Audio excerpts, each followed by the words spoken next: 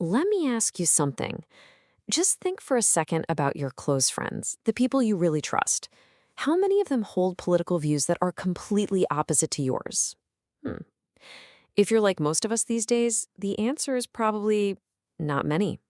And that, right there, is really at the core of what we're going to talk about. Welcome to The Explainer. Today, we are diving into why it feels so impossible to talk to each other anymore, especially about the big stuff. And more importantly, we're going to explore how we can actually start having those conversations again, and we'll be leaning on some ideas from philosopher Walter Sinnott Armstrong to guide us. You've probably felt it, right? This feeling that we're just stuck. As a culture, we're stuck in this giant rut.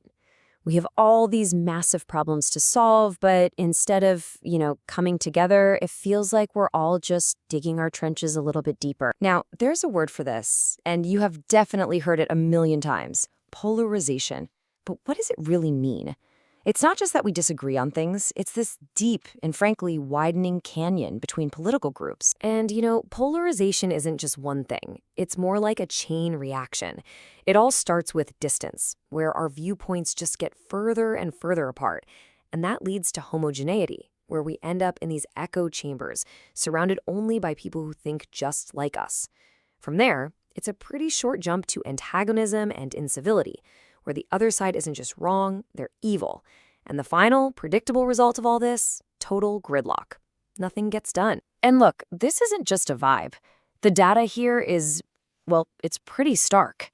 Research from Pew shows that on some really fundamental issues, the gap between the parties didn't just grow, it exploded. It more than tripled in only 20 years.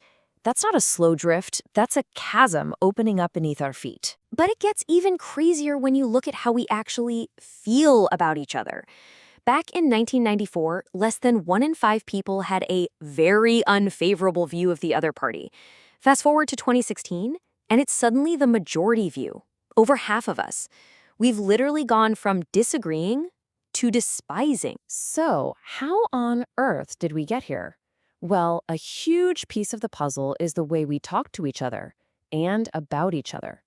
This gets us into what the source material calls toxic talk. One of the main engines of this is something you could call willful misunderstanding.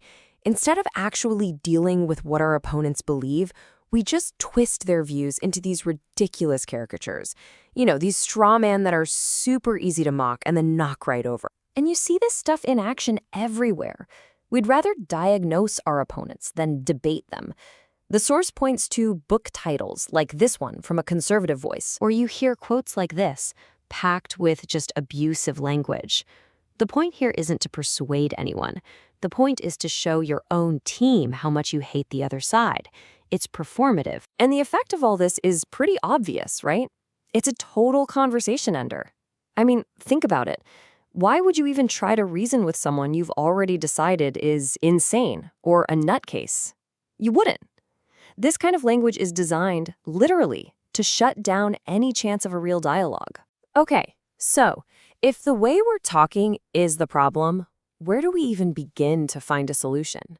Well, maybe surprisingly, it starts by taking a fresh look at a single, totally misunderstood word: argument. You probably know that classic Monty Python sketch, The Argument Clinic, where one guy just keeps saying, no, it isn't. Well, that's not an argument. That's just contradiction. A real argument, that's something much more structured, much more useful. See, a real argument at its core isn't a fight. It's not a battle to be won. It's simply about presenting a premise, your claim, as a reason for a certain conclusion. That's it. It's an exchange of reasons. Okay, so what? An argument is just an exchange of reasons. Big deal, right?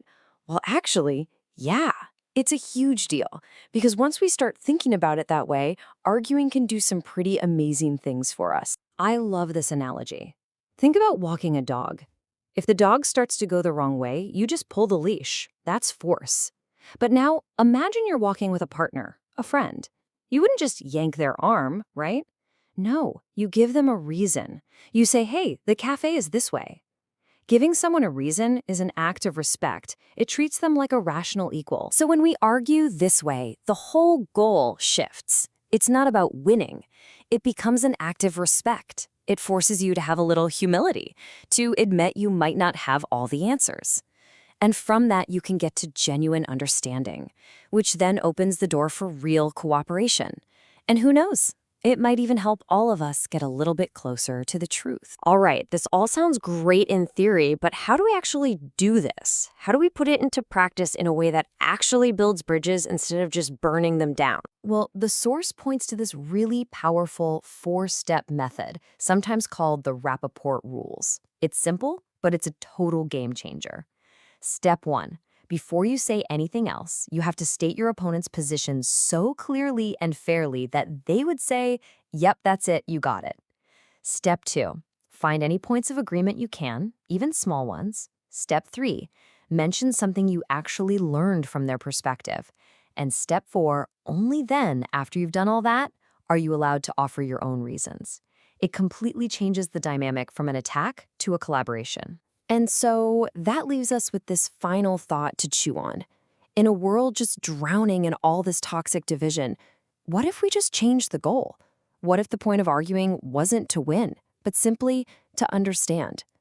That simple shift in perspective, it might just be the first step out of the rut we're all in.